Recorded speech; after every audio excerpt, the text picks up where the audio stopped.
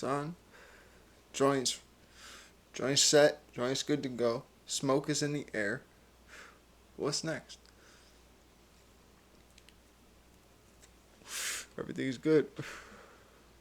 What's good, everybody? Welcome back to another episode of Combat and Kick It with your host, Bando. We are here because we got some things to break down. Because this weekend we got some fights. I told you a couple weeks ago that continuously throughout the next few months, you're about to just get episodes because there's going to be so many fights to break down. And this weekend, we're back to a fight night UFC. Corey Sandhagen going up against Rob Font. Now, originally this fight was supposed to be Corey Sandhagen versus Umar Nurmagomedov, but pull-out cancellation on Team Nurmagomedov's side for whatever the reason was. I didn't dive too deep into it, but my man's pulls out, leaves Corey Sandhagen without an opponent. Rob Font steps up, and we got a bantamweight matchup. And to me, I said it a couple episodes ago, this is a bantamweight matchup that makes sense. Let me tell you why. First and foremost, it makes sense because these are two rising bantamweights. Two truly rising bantamweights. And not even, I shouldn't even say rising, because Corey Sandhagen has rose to the top of the division. Been locked at the top of the division, but the title shot gets passed off to people like Sean O'Malley, who barely get a win, don't fight for a whole ass year, and get a title shot. Meanwhile, Corey Sandhagen's fighting killers and beating them dominantly. So, Corey Sandhagen, we're back at it again, having to fight another killer, which is fucked up in my opinion, because you got this guy in Corey, like I said, who's already in the position to be fighting for a belt, but has to put himself in a position to possibly lose that chance, to lose that opportunity, because he's fighting the best of the best. Now, this is what he wants to do, so you can't argue with him. The man wants to fight the best of the best. He wants to fight the top of the division. He wants to come in and take everybody out. You can't argue with that. You can't be mad at that. To me, he did enough to earn title shots. And he's not getting them. I don't know if he's not getting it because he puts on exciting fights and Dana can easily just be like, here, Corey, here's this guy. Corey's going to take it. Corey Sandhagen is not going to say no. Neither is Rob Font. But I like this matchup. If you're not going to give Corey a title shot, then you got to keep on feeding him killers. Feed him Rob Font. Why would you feed him Umar Nurmagomedov, who, with no disrespect to Umar, but he hasn't done anything yet. He hasn't fought nobody. He hasn't done anything. So that would have been that would have been such a jump, such a fast track, jumping over guys like Ricky Simone, jumping over guys like Song Yadong, jumping over guys even like Chito Vera, who did just lose to Corey Sandhagen, but you're jumping over guys that have been putting themselves in that position. I mean, even Henry Cejudo could have taken that fight with Corey Sandhagen, staying alive in the top of the division. But they give it to Umar Nurmagomedov. That's a very, very big matchup. And I'm happy that it got canceled because I'd rather see Corey against somebody at the top of the division. Something that makes sense.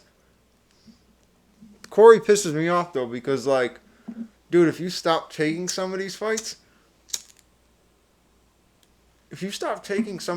maybe you'll get the title shot. I don't know. That's my opinion, though. That's my opinion. But the card, overall, this card is beautiful. It's a very nice free card. Let's see. Where did it go? No, it's not up there no more. It's not over here. Where are we at? I don't think I actually closed out of it. There we go. All right.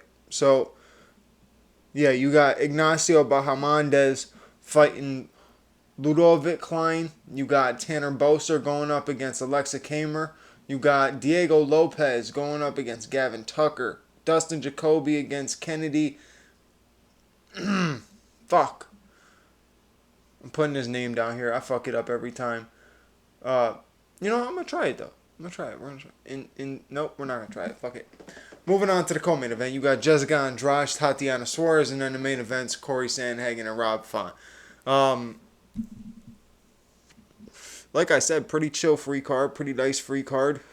Besides that, I don't think anything else is big going on this weekend. You know, actually, I lied. You got Jake Paul and Nate Diaz. It's weird saying that that's big, but it is big in a way because of how important this fight is in certain ways, right? Now, I hate to give this fight that publicity because I hate the social media shit, but at the same time, it's now in the realm. It's in the realm, and it's something to talk about. So, you got Jake going up against Nate. I don't know. I don't care for it that much. I'm not a big fan of the matchup. I don't see Nate going out there doing anything special.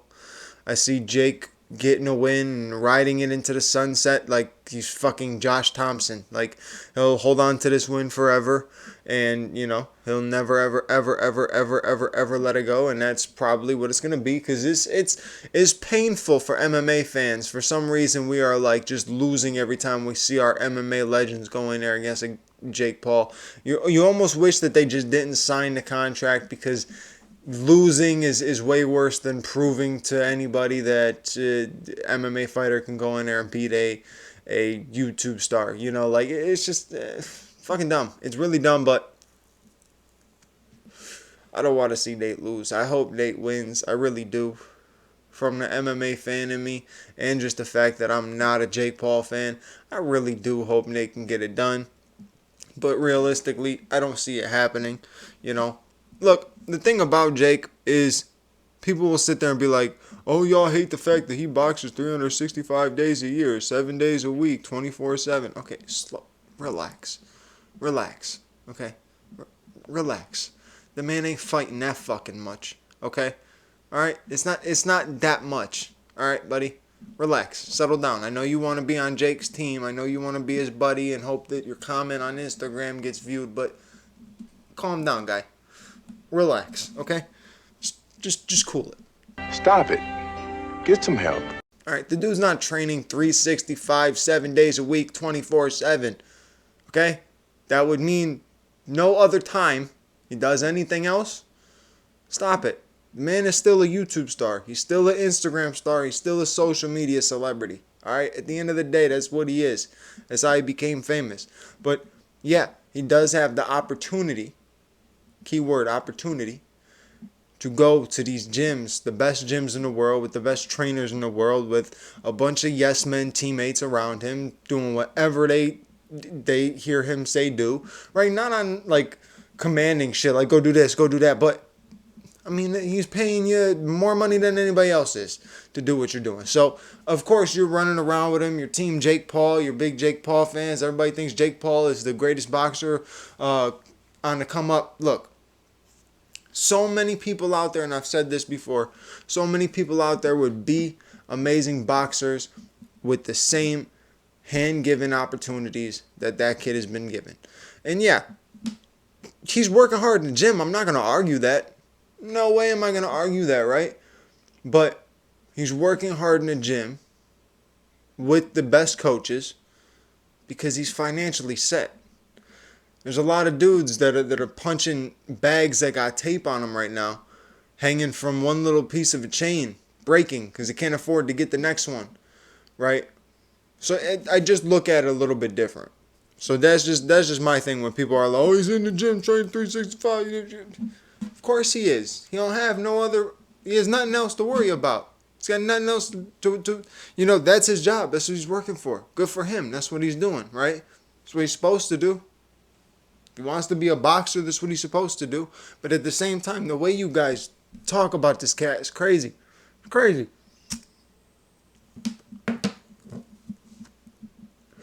And he wants to act like the most gangster dude on the planet whenever he gets in there against these street guys. And look, Nate's a street dude. We already know this. We've seen Nate do street shit. We've seen Nate slap people. We've seen Nate say whatever the fuck he feels, right? But at the same time, Jake's trying to bring it out of him, but it's all a show. It's just all a show. You know what I'm saying? Like, everything that Jake's bringing to this is just a show. You look at it up there, Nate doesn't look comfortable, right? Nate almost looks like he's just lost, right? He's not in where he's supposed to be. All the analysts and people that are asking the questions are like Team Jake Paul people, so they're asking ignorant, stupid ass questions. You got that Derek from Better Sports or whatever the fuck it, asking crazy ass questions and shit. And it's just like, it is. It's like a mockery. It's like just a bunch of ignorant little high schoolers like wanting to talk shit or something. That's what it seems like. But I don't know. Fight wise, I'm not even gonna break it down because what's there to break down? If I had to make a real prediction on this, you get, I think it's an 8 round fight, so you'll get 6 rounds of Jake not beating Nate's ass, but beating and landing strikes on Nate. Nate not giving a fuck. In the 6 or 7, Nate will land some crazy dope shit, and that'll be all he needs. He's not gonna finish this fight. He's not even gonna win. He's gonna lose by decision, but he's gonna land a shot. It's gonna be like the Leon fight where he lands that 1-2, and everybody remembered the 1-2. That's what it's gonna be. That's pretty much what it's gonna be. So you heard it here first. You heard it here first. But anyways, back to that fucking UFC card. Corey Sandhagen versus Rob Font. The real fight this weekend. Two real fucking game ass dudes. 2 top bantamweights. 2 dudes fighting for contention to be in the title picture. Really, who can win this fight? Who do I think is going to win this fight? Am I rocking with the favorite? Yes, I am. I'm going with Corey Sandhagen. But not just because Corey's on a win streak and he's been looking good. I just think that style against Rob is exactly like Rob's kryptonite. Someone who moves too much. Jab, kick, out the way. His lateral movement, I've said it a million times, is amazing. He moves in and out, amazing. He's got phenomenal timing. Rob's got power in them hands, though, right? And the only way to slow someone like Corey down is to start piecing him up with heavy shots. If you think about what Petr Yan did, Petr Yan hits and packs with power, and that's what he did when he was landing on Corey. So I think that's Rob's best bet, is really just getting in there and making it dirty.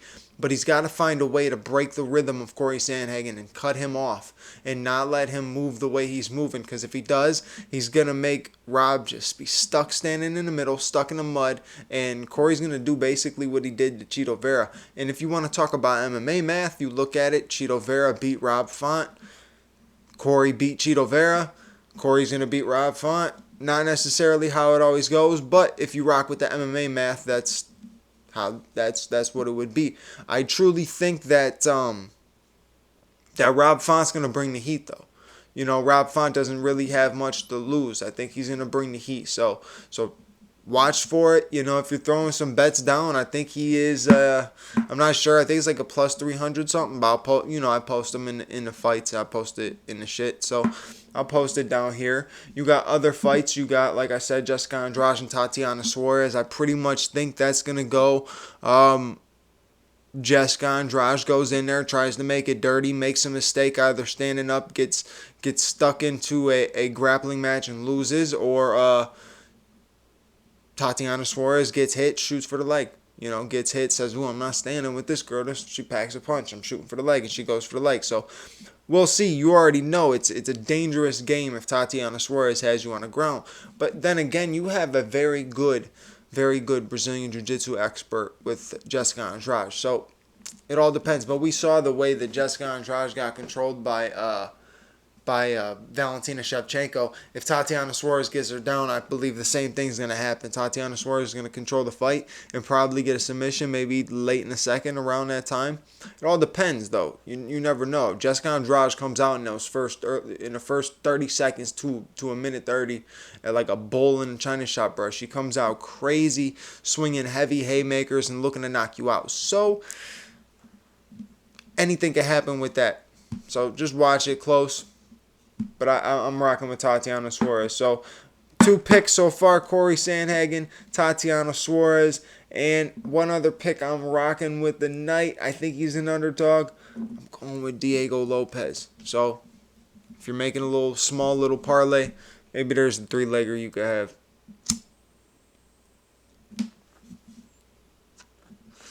I think that's 2 favorites that are underdogs. So kind of a safe bet.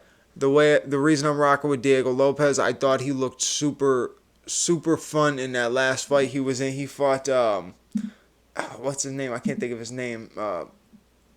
Mozvar Evloev, and he brought the heat to him. And that was his debut. That was Diego Lopez's debut. He brought the heat to him. So for sure, I'm gonna enjoy that one. But Gavin Tucker's no bitch, but he's 37 years old. So you got a 28-year-old kind of like up and comer against a 37-year-old vet. So let's see what happens. Diego Lopez has got him huge on the reach. It's gonna be a fun fight. So pay attention to that. But that's my little three-legger. If you want to rock with something, you want to have something crazy, you want to hope that something might hit, go for it. And listen, if you do make that bet and it misses, I didn't tell you to do it. It wasn't me. You got the idea from someone else. It's like the Men in Black little button. I am just a figment of your imagination. Forgot about it, just like that. But no, honestly, that's a really good free fight card. So I'll be tuning into that. I'll probably have a slight stream going on the Nate Diaz Jake Paul just to see what happens. Last thing I want to see though in that fight out of anything is Nate getting dropped or knocked out. Right? Let Nate, MMA gods, let Nate flow off into the sunset, still being super strong chin. Even if he gets his ass beat, don't let him go down. That's all I ask, man. I hate these fights because I don't like seeing any legend. Like, it was the same thing when I watched the Vander Holyfield fight fucking Vitor Belfort. Like, you don't want to see a legend go out in some stupid shit, right? It's just it doesn't seem fully real yet. I truly thought Jake's best bet would have been fighting. He fought Tommy Fury and lost. I say he would have fought KSI. That would have been a smart thing. And then really transition into fighting like boxers. Start trying to pick names out that have maybe a couple losses but have fought some guys. You know what I'm saying? Someone who can make around 180 to 190. You know, there's people out there. You can definitely find somebody. Maybe even go down. You meet somebody at like 170.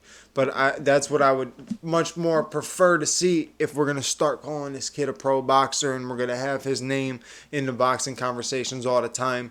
But yeah, that's my slight little breakdown, my slight little episode, because we always come through with some weekly shit. You know how it goes. I appreciate you as always for listening or watching this episode, however you do. Just make sure to like, comment, subscribe, and hit the bell notification button so you know when the next episode come out, especially if you enjoyed this one.